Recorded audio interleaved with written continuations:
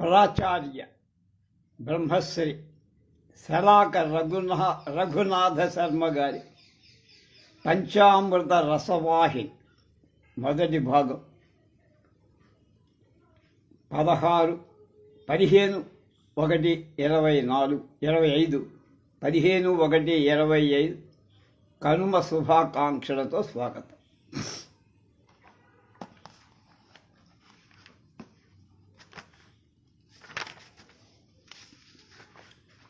బ్రహ్మ వికృత రామ షట్పదీ కనకధార హనుమత్ పంచరత్న స్తోత్రం, బ్రహ్మ వికృత రామస్తుతి, సూక్తి చంద్రికల సమాహారం అంతా దీనిలో ఉన్నాయి అని చెప్పారు వారు.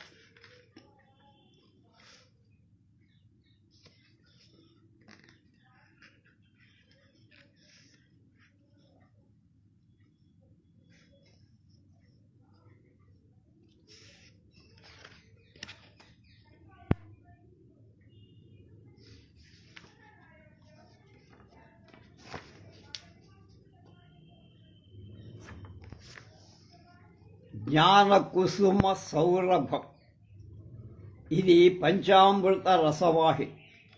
ఇందులో షట్పది, కనకధార, శ్రీమన్ హనుమత్ పంచరత్న స్తోత్రం, బ్రహ్మాధికృత రామస్తుతి, సూక్తి చంద్రిక, ఈ సుందరకాండలోది సూక్తి చంద్రిక అనే 5 అమృత రసవాహినులు ఉన్నాయి. వీటిలో మొదటి 4 గొప్ప శక్తి గల శక్తినిచ్చే స్తోత్రం. సనాతన భారతీయ ధర్మం మీద విశ్వాసం ఉన్నవాడు హృదయ దేవాలయంలో నిలుపుకోవాల్సినవి. 5వది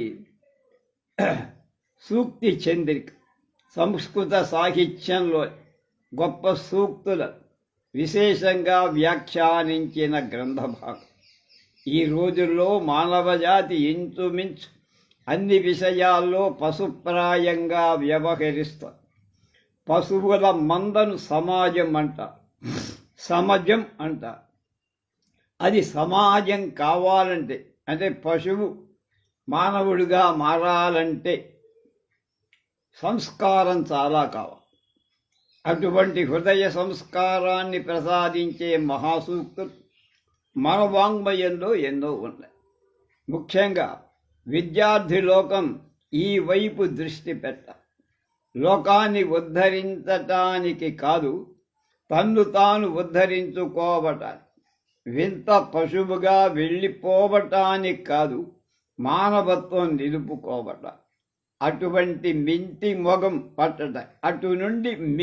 మొగం పట్టట శలాక రఘునాథ శర్మ దంపతుల మేం అన్నజ్ఞాన సమారాధన మహాయజ్ఞానికి సంకల్పించుకున్నాం. అందులో ఒక ఉపకరణం ఈ పంచామృత రసవాహిని. శ్రీకాకుళం దగ్గర ఉన్న అరసవిల్లి గ్రామంలో ఉత్తమ ఉదాత్తశీలం గల మహావ్యక్తి బ్రహ్మశ్రీ ఈశ్వర సీతారామ ధన్వంతరి వారు. ఆధునిక కాలంలో మహర్షి కల్పులు. వారికి మాయందు అవధులు లేని వాత్సల్యం. వారి ఒక జామాత అల్లుడు వేదుర మోహనమూర్తి. వారు జాంబియాలో ఇటాలియన్ రబ్బర్ ఫ్యాక్టరీలో జనరల్ మేనేజరుగా గొప్ప ఉద్యోగం చేస్తూ దురదృష్టవశాన ఆ దేశంలోనే కాలధర్మం చెందారు. ఉత్తమ వ్యక్తి, ఉదాత్త వ్యక్తి, ఆదర్శప్రాయ వ్యక్తిత్వం ఆయన. ఆ మహానుభావుని స్మారకంగా ఈ వాంగ్మయ ప్రసూన మాలిక వారి ధర్మపత్ని శ్రీమతి అంజనా ప్రసన్న కుమార్ తెలుగు జాతికి అందిస్తున్నారు. ఈ పవిత్ర కార్యాన్ని పరమేశ్వరుడు ఆనందంతో గమనిస్తూ ఉంటారు. ఆ కుటుంబానికి సమస్త మంగళాలు కలిగి ప్రసాదించాలని కోరుకుంటారు. ఇందులో అనుక్రమణిక వరుస 1 శ్రీ షట్పదీ స్వాదూదకం అంటే మంచినీరు. 2 కనకధార మధుధార. 3 హనుమద్దయ్యంగ వీణ, హనుమద్ అయ్యంగ వీణ. 4 రామస్తుతి దధిభాండం పెరుగు. 5 సూక్తి చంద్రికా క్షీరధార అంటే పాలధార, అన్ని ధారలు అది.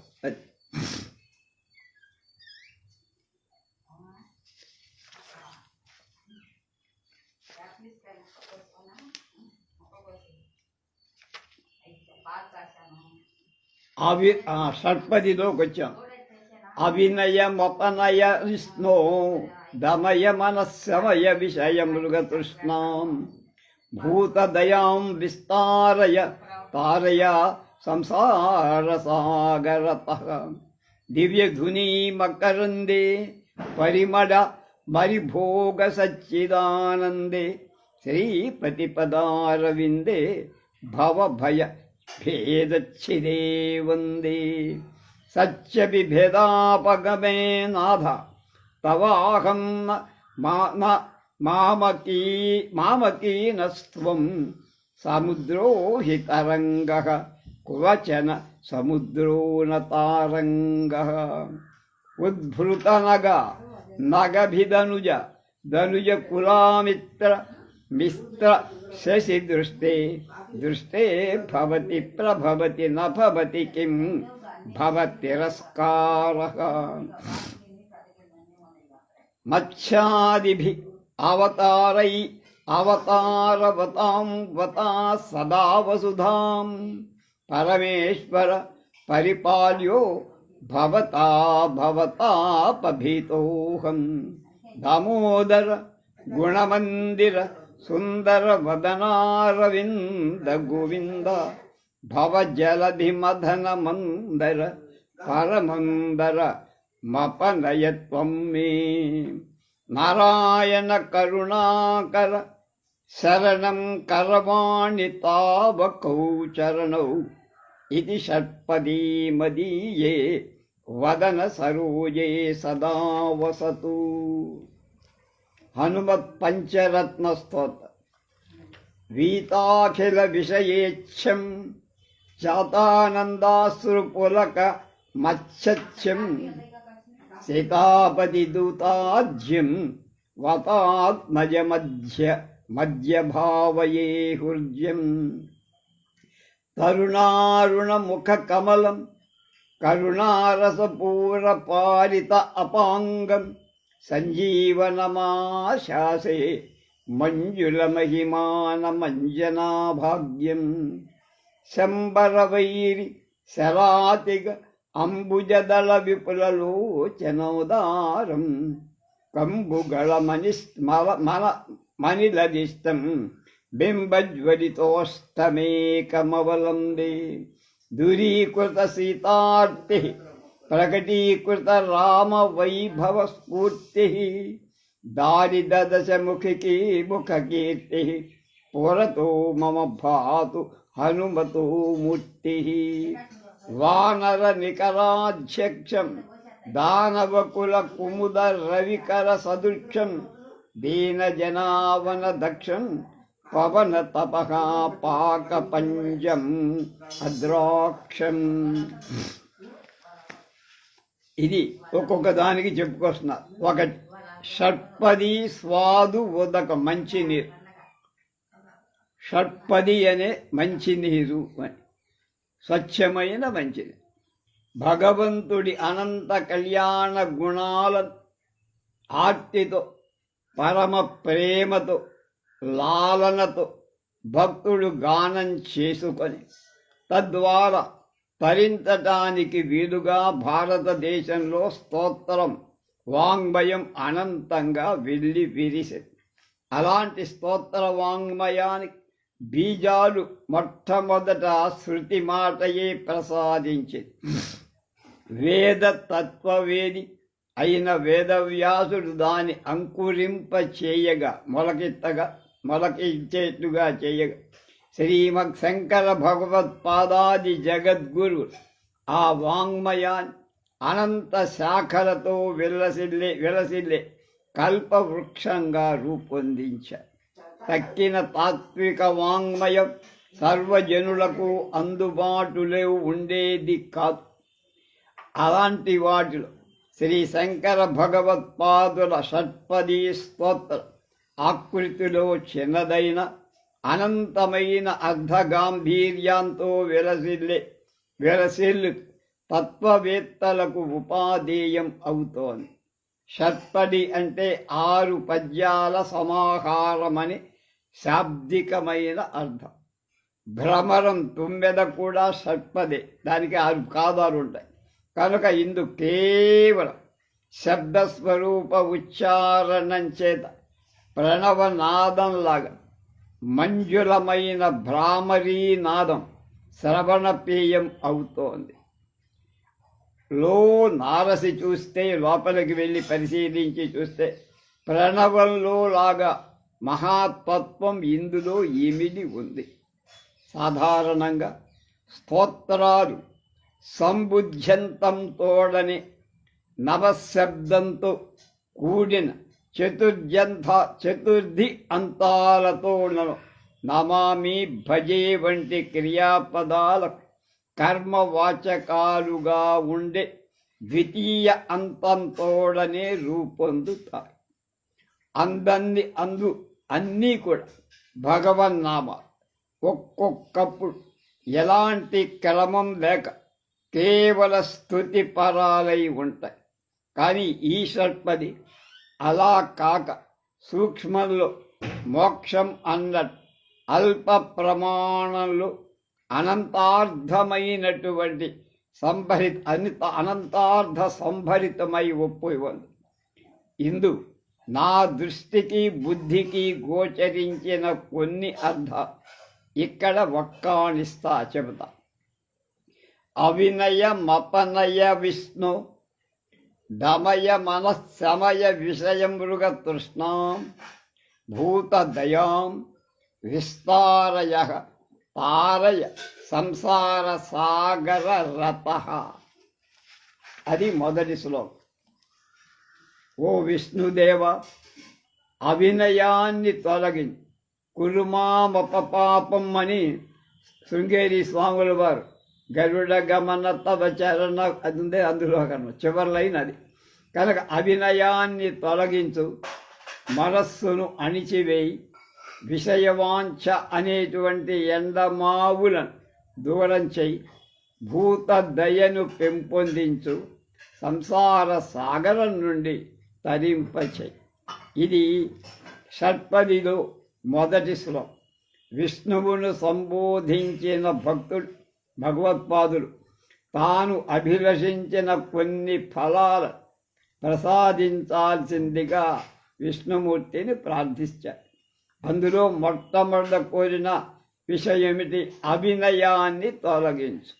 నాకేమైనా హెడ్ స్ట్రాంగ్ ఉంటే దాన్ని పోగొట్టు.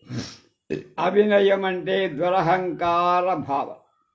ఇందుగలడందులేడని సందేహము వలదని పరమ భాగవతుడైన ప్రహ్లాదుడి ధీర స్వాంతుడే ప్రకటించిన విష్ణువు యొక్క సర్వవ్యాపకత్వాన్ని గుర్తింపకుండా, ఒకవేళ గుర్తించిన సర్వాత్మన శరణాగతి పొందక నేను నాది అని సంభావించుకోవటం చేత దురహంకార రూపమైన అభినయం వస్త్రంలో దారం ఉన్నట్టు సర్వాన్ని ఈశ్వరుడు ఉన్నాడు, సర్వంలో ఈశ్వరుడు ఉన్నాడు అంటానికి సర్వకాల సర్వ అవస్థలలో సంభావింపకుండా ఉండటమే అభినయం.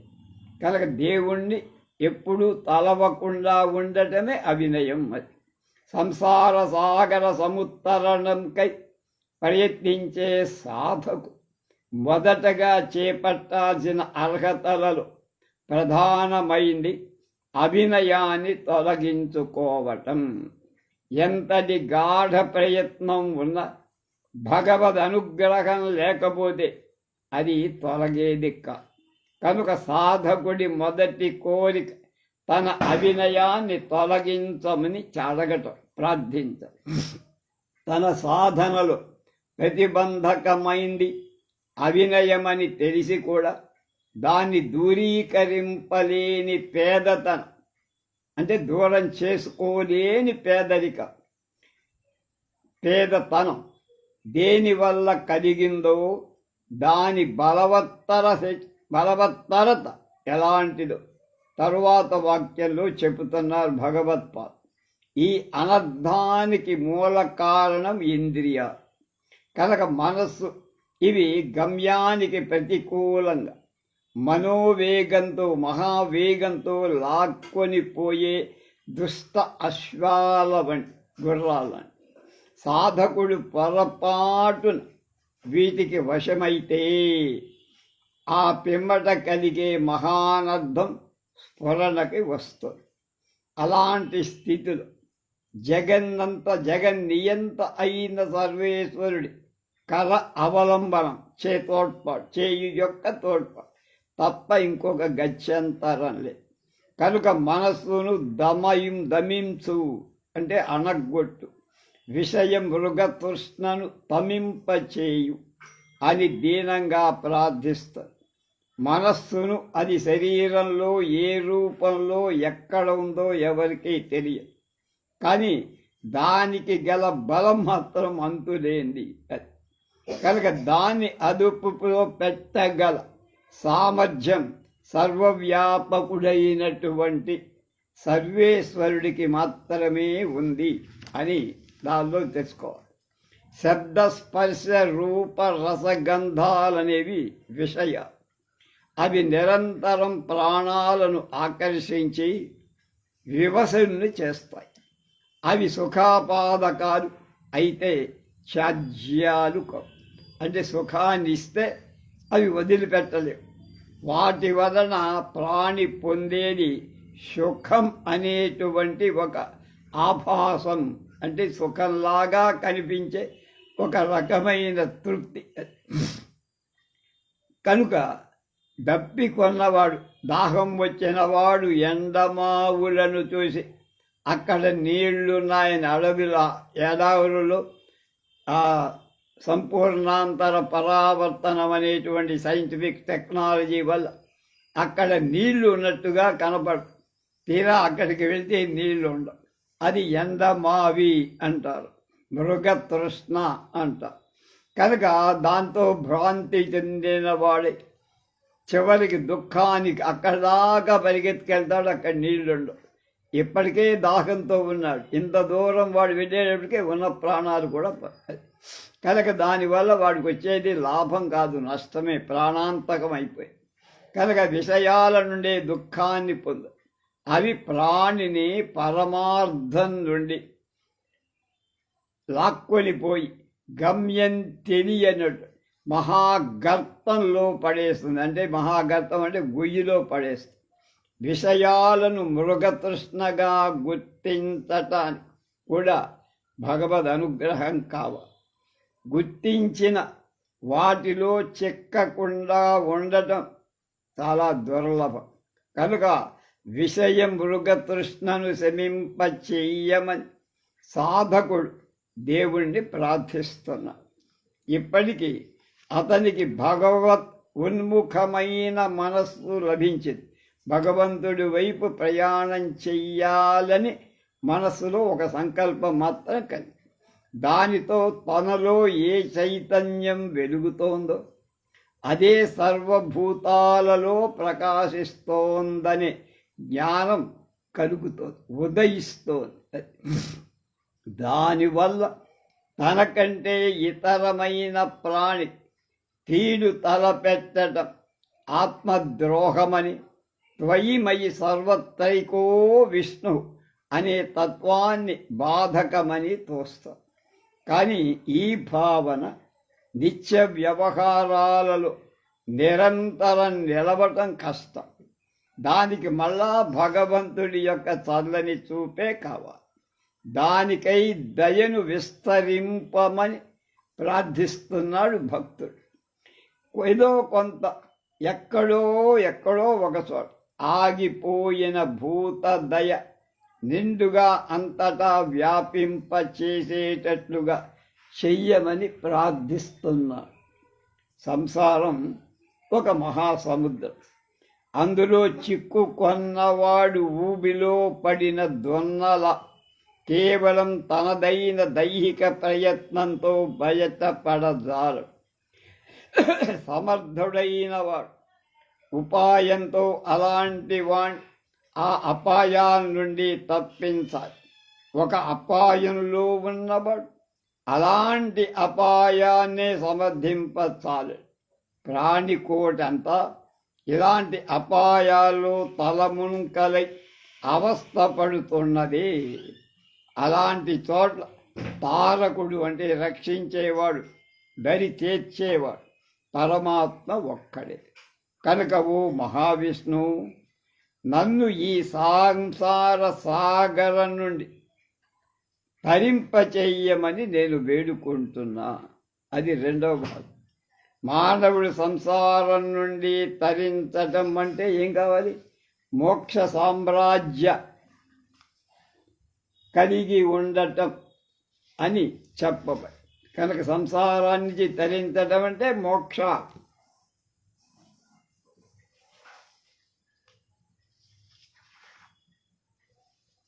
మోక్ష సామ్రాజ్య పట్టభద్రుడబడుతుంది. దానికి ఈ ఉపాయ పరంపర కారణ మాలా రూపంగా, కారణం అనేటువంటి ఒక దండ రూపంగా ఈ శ్లోకంలో నిబంధించారు భగవత్పాద. అంటే ముక్తికి భూతదయ కాలం. దానికి విష్ణువు సర్వవ్యాపకత్వం అనుశీలించటం హేతు. అది సిద్ధించాలి అంటే విషయాలను పారద్రోలాలి. అది మనస్సును దమించటం వల్ల సిద్ధి, మనస్సును జయించటం వల్ల, అణగదొక్కటం వల్ల. దానికి అవినయ అపనయం నిదానం. అది అన్నీ సిద్ధించటానికి మహావిష్ణువు అనుగ్రహం ప్రధానం.